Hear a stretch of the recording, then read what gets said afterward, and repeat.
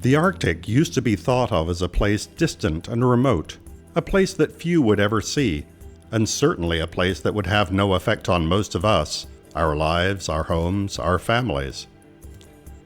It is still a place few people will ever see in their lives, but the effects of what is happening now in the Arctic are reaching out to every one of us, no matter where we live on the planet. The Arctic is coming to our backyards, and unless we and the rest of the world's people take urgent action, we will not like what it brings. The Arctic is warming at twice the global average. In recent history, the Arctic has been very reflective, thanks to all the shiny white snow and ice cover. The reflective surface absorbs less heat than bare land or water. In the past few decades, and especially in the last few years, the trend has been for less snow and ice cover in the Arctic.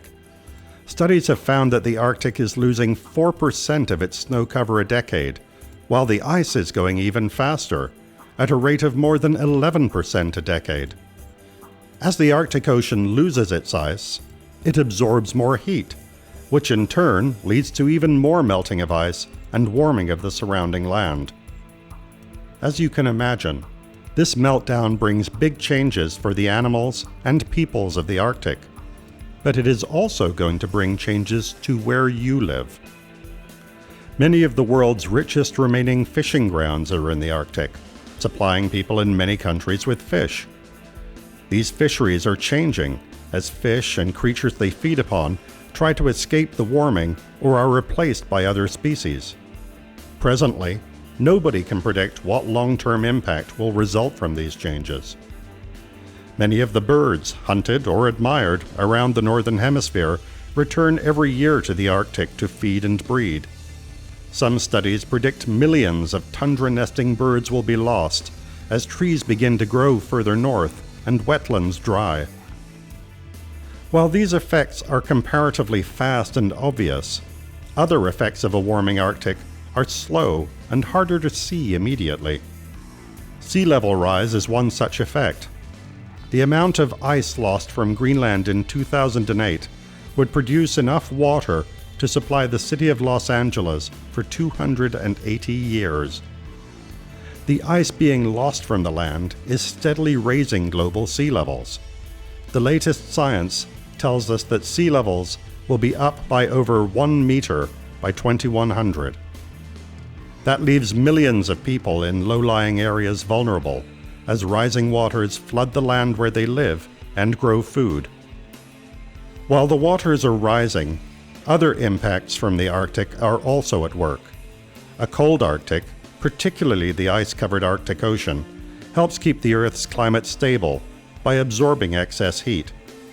This keeps the global climate on a fairly even, predictable path, winds and rains following regular patterns. An ice-free Arctic Ocean during summer sucks up more heat and warms the atmosphere and surrounding lands in winter, increasing Northern Hemisphere warming and changing rainfall and weather patterns. In the oceans, further turmoil is building. Ocean currents transport heat and nutrients from place to place. These currents are driven by a complex relationship between different temperatures and different levels of freshness or salinity. The currents determine our local climates.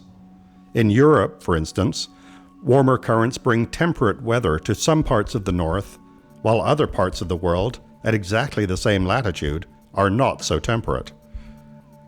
Studies suggest that the warming and thawing of the Arctic slows down the motor behind this warming current, affecting the heat it transports to Europe. Meanwhile, back on the land, the faster warming in the Arctic is not just thawing ice, it is also thawing the ground. An amount of carbon, about 2 times that currently held in our atmosphere, is stored in the top 3 meters of Arctic soils.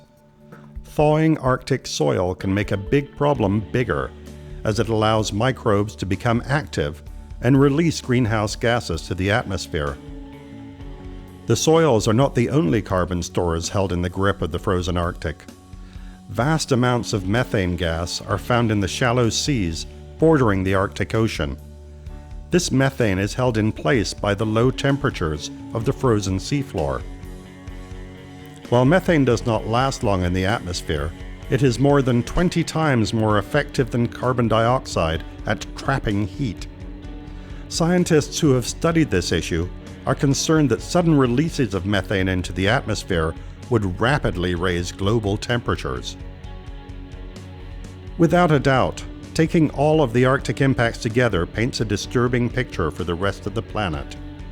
There will be nowhere to hide from such impacts, even if your own particular part of the world escapes the worst of the direct effects.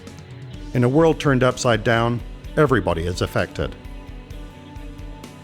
This is not a picture of what will be, but what could be. This is an avoidable future. If we take the right steps collectively, if we all concentrate on persuading our governments to look beyond tomorrow, to look instead at the world inherited by our children, the world we may see in our old age, we may also persuade our governments to take the necessary steps to rein in climate change, to cut greenhouse gas emissions, and start lowering the increases in temperature in the Arctic.